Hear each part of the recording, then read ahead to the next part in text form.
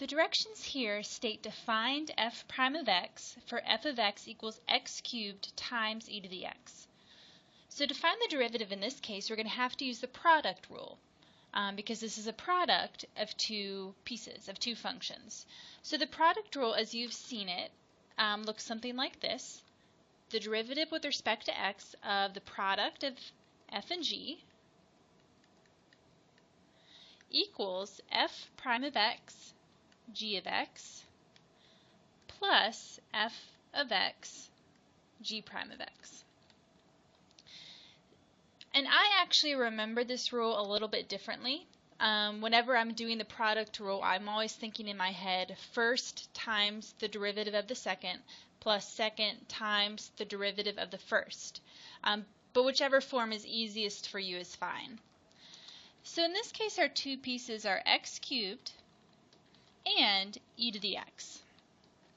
So let me write out the product rule step by step for you. So we want the derivative with respect to x of x cubed times e to the x. So applying the form above here, I'm going to have f prime of x, so that's the derivative of x cubed times my second piece, which is e to the x, plus my first piece, which is x cubed, times the derivative of my second piece, so d dx of e to the x. Okay, so let's work out these derivatives. So the derivative of x cubed using the power rule is 3x squared.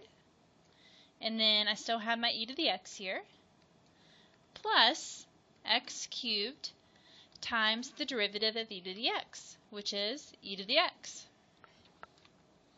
Okay, so I've pretty much got my answer at this point. If you want to try and simplify your answer a little bit, there are a few things that we can factor out. Both of these terms have an e to the x in common, and they also have both factors of x squared.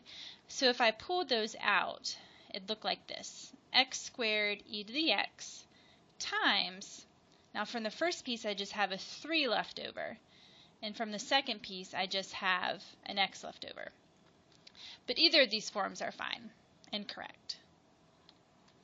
So this is how you use the product rule.